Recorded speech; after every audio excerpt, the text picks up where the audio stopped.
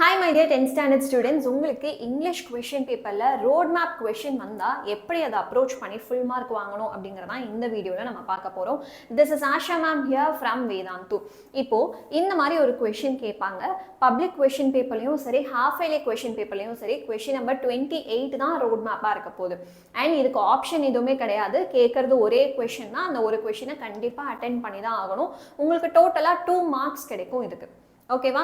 So இப்போ என்ன question கேட்டிருக்காங்க? A stranger has asked you to direct him to the school, guide him to reach his destination அப்படின்னு சொல்லி ஒரு map மாதிரி இந்த மாதிரி கொடுத்துருவாங்க.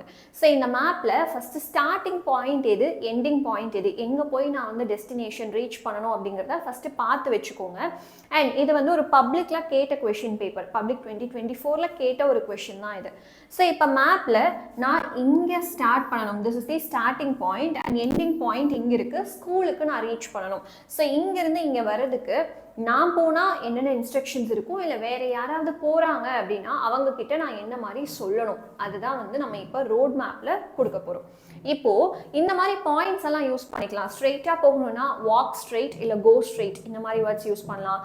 லெஃப்ட் எடுங்க ரைட் எடுங்க அப்படின்னா டர்ன் லெஃப்ட் டர்ன் ரைட் அப்படின்னு சொல்லலாம்.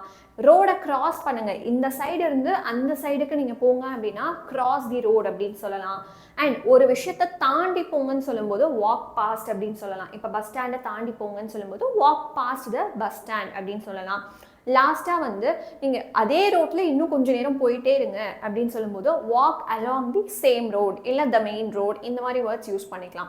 ஸோ இதெல்லாம் ஜென்ரலாக சொல்லாமல் கூட ஒரு லொக்கேஷனை ஆட் பண்ணி சொல்லுங்கள். ஃபார் எக்ஸாம்பிள் இப்போ நான் சொன்னேன் இல்லையா, வாக் பாஸ்ட் அப்படின்னு மட்டும் சொல்லாமல் walk past the bus stand, walk along the main road இந்த மாதிரி கொஞ்சம் லொக்கேஷன் கூட சேர்த்து சொல்லுங்கள். ஜென்ரலாக சொல்லாமல் இருந்தாலே போதும். இப்போ லாஸ்ட்டில் நீங்கள் என் பண்ணும்போது இந்த மாதிரி பாயிண்டில் நீங்கள் என் பண்ணிக்கலாம். ஃபார் எக்ஸாம்பிள் இப்போ இந்த கொஸ்டின்ல நம்மளோட டெஸ்டினேஷன் ஒரு ஸ்கூல் இல்லையா, அப்போ you will find school near or opposite to வேறு ஏதோ ஒரு லேண்ட்மார்க் சொல்லலாம். அந்த ஸ்கூலுக்கு ஆப்போசிட்ல வேறு ஏதாவது இருக்குது, பேங்க் இருக்குது இல்லை ஹாஸ்பிட்டல் இருக்குன்னா அதை கோட் பண்ணலாம், இல்லை பக்கத்தில் இருக்குன்னா அதை கோட் பண்ணலாம். இப்போ நம்மளோட கொஸ்டின்ல பார்த்தீங்கன்னா ஸ்கூல் இந்த இடத்துல இருக்கு, பட் பக்கத்துலேயோ இல்லை ஆப்போசிட்லேயோ வந்து கோட் பண்ணுற மாதிரி லேண்ட்மார்க் எதுவுமே கிடையாது. அப்போ இந்த மாதிரி கொஸ்டின் வரும்போது நீங்கள் என்ன பண்ண போறீங்க, இப்படி சொல்லலாம், you will find school on your right or on your left அப்படிங்கிற மாதிரி சொல்லி நீங்கள் கம்ப்ளீட் பண்ணிக்கலாம். ஓகேவா? இப்போ இந்த கொஸ்டினுக்கு நீங்கள் என்ன ஆன்சர் எழுத போறீங்க? ஃபர்ஸ்ட் ஆஃப் ஆல் ஒரு கொஸ்டின் பேப்பர் வந்த உடனே பென்சில் எடுத்து ஸ்டார்டிங் பாயிண்ட் இது எண்டிங் பாயிண்ட் இது அப்படிங்கிறத பார்த்து வச்சுட்டு ஒரு கோடு போட்டுக்கோங்க. ஸோ இங்கேருந்து நான் இங்கே போவேன், தென் லெஃப்ட் எடுப்பேன், திரும்ப ஒரு லெஃப்ட் எடுப்பேன், இங்கே தான் எனக்கு ஸ்கூல் ரைட் சைடில் இருக்குது. இதை ஃபஸ்ட்டு ஒரு லைன் மாதிரி போட்டு வச்சுக்கோங்க, நம்மளுக்கு ஈஸியாகவே இன்ஸ்ட்ரக்ஷன்ஸ் தெரிஞ்சிடும். ஃபஸ்ட்டு நான் என்ன பண்ணணும், ஸ்ட்ரெயிட்டாக போகணும். எஸ், ஸ்ட்ரெயிட்டாக போனால் எனக்கு என்ன வரும், எனக்கு காந்தி மெயின் ரோட் வரும். So go straight and reach the Gandhi main road.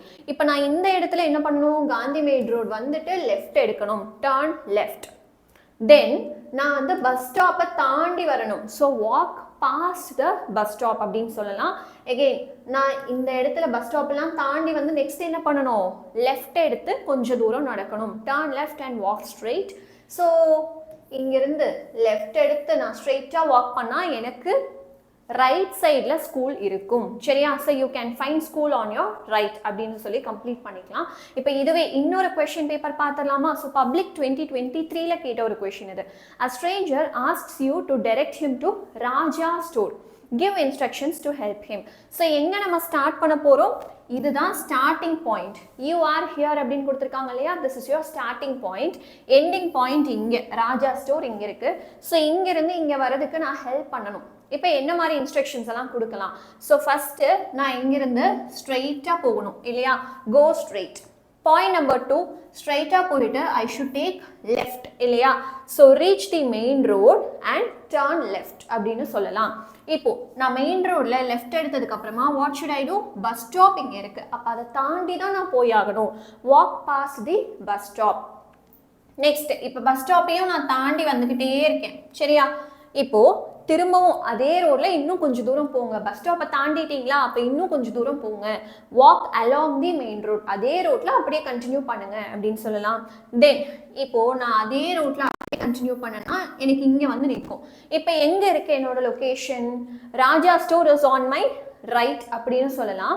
R எனக்கு இந்த இடத்துல ஆப்போசிட்ல ஒரு லேண்ட்மார்க் இருக்கு, அதை கண்டிப்பா மென்ஷன் பண்ணலாம். So you can find Raja store opposite to SBI bank அப்படிங்கிற மாதிரி நீங்கள் சொல்லி முடிச்சுக்கலாம்.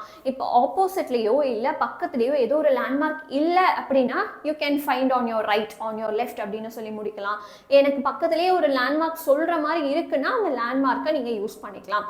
ஸோ இப்படி எழுதினாலே உங்களுக்கு ரோட் மேப் பொறுத்த வரைக்கும் ஃபுல் மார்க் கிடைச்சிடும். பெரிய கஷ்டம்லாம் இல்லை, ஜஸ்ட் 2 minutesல எழுதிடலாம். அண்ட் ஒரு 5 to 6 points are enough instructions நீங்கள் கொடுக்கும்போது. ஓகேவா? All the very best.